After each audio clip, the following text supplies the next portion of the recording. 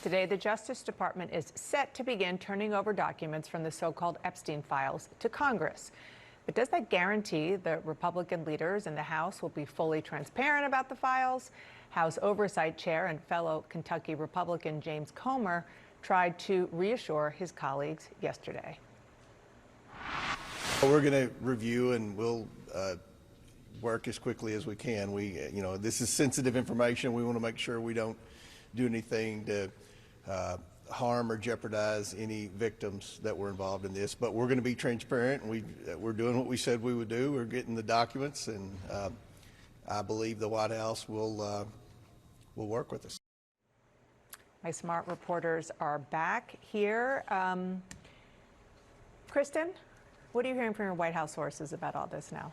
Yeah, so one of the things that we had heard was that, remember, we were reporting that there was this audio of the Ghislaine Maxwell and Todd Blanche interview with a transcript that they were talking about releasing. This is when they were trying to get ahead of this. They had been on the defensive about the Epstein case for weeks and could just not get around it. So they were looking for ways to say, look, we're being transparent, we might release this. Since then, they have backed away from it because America has backed away from it. And I will tell you, part of this was a CNN segment that was done on how the search for the Epstein files had dipped down, that we did. That was circulating among White House aides and staffers. And they decided, the White House as a whole, that maybe this wasn't the right time to be putting stuff out there. Now that still, everything is still on the table as potential to get out there.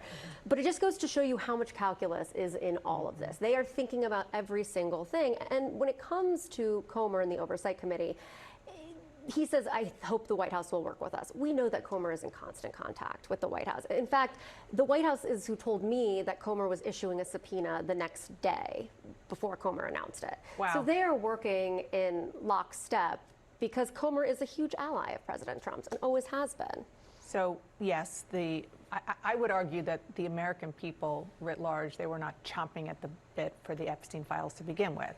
It's a very specific subset, a subset of the population who consume media, in which the president and even more so his allies, who are now at the highest levels of government, were spewing conspiracy theories about what Epstein did or didn't do. And that is still definitely the point of view of people who are on Capitol Hill. And so I'm not sure that they're going to let this go. I'll just give you one example. I spoke with Tim Burchett, who's on the Oversight Committee, earlier this week on the show. It disgusts me, really, because you've got people whose lives have been ruined, and they will never, ever regain a sense of community because of these dirtbags. And I would hope that we could punish them as quickly as possible and get to the bottom of it. It disgusts you that Trump's Justice Department isn't releasing it? What disgusts you? No, ma'am. Well, we didn't under Joe Biden either. He had it for 4 years, and that's why I really don't think there's much about Trump in there, because I figured President Biden would have released it as well. Still, he says he wants to see it and he wants it released. And so the question is, does the Oversight Committee process pass the smell test? Not just for reporters, not just for the Democrats who will, fight for against the Republican majority, no doubt, over what do we make public and how do we do it. But Comer's subpoenas in this case did not include Donald Trump or Melania Trump or anybody at Mar-a-Lago, people who would know this. It was mostly Trump critics who he subpoenaed. We'll see where it goes from here. But you mentioned that subset.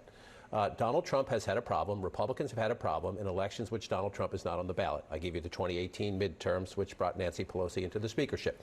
That is the question for next year. Will the Republicans, who have an even smaller majority heading into next year than they did heading into 2018, be able to keep it? If Trump voters stay home because they are mad at him or mad at Republicans or mad about anything, mad about the weather, then that increases the Democratic chances. And this is an issue that matters passionately to them. And they think, it's really interesting, most Trump voters do not criticize him. A lot of them are criticizing him about this, not just his people, him. They say, he promised us this, we want to see it. And to their credit, most of them say this is because it's about real people. And I want to give an example of that. This is Amanda Roberts, who's the sister-in-law of the late Virginia Giuffre, who was an Epstein victim. We're very wary that this may be just another move of the Department of Justice, right? Where they're saying they're going to do one thing, but then their actions are showing a completely different thing.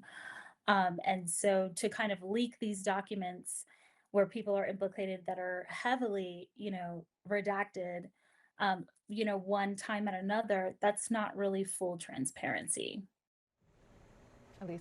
Yeah, I mean, this is about real people. There's over 1,000 victims of child sexual abuse, and sometimes that gets lost in the narrative, and I think that's what we're hearing the families of the victims say more and more, that the longer this takes to get out to the American public, the longer these folks are really re-victimized.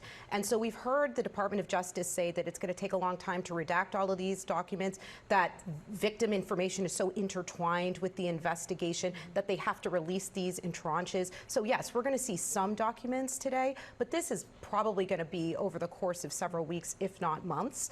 And what about the victims? That's several weeks and months that they need to continue to be in the headlines. I think often about the movie Up, really great animated film. I believe it's from Pixar. And there's a dog in it where whatever he's focused on, if somebody says squirrel, he immediately shifts his attention away and completely loses focus on whatever that is. I feel like this entire process from the Trump administration is just saying squirrel over and over again, like, oh, we're going to go and see if we can get grand jury testimony released. We know that's not actually going to happen. We're going to turn over a bunch of stuff to the oversight committee. We know they're on our side, and there's probably, I think the underlying rationale may be because there isn't what supporters think is there that actually exists. And this is very complicated because of victims, because of redactions. But it just feels like we're going to be playing that game of squirrel for a long time.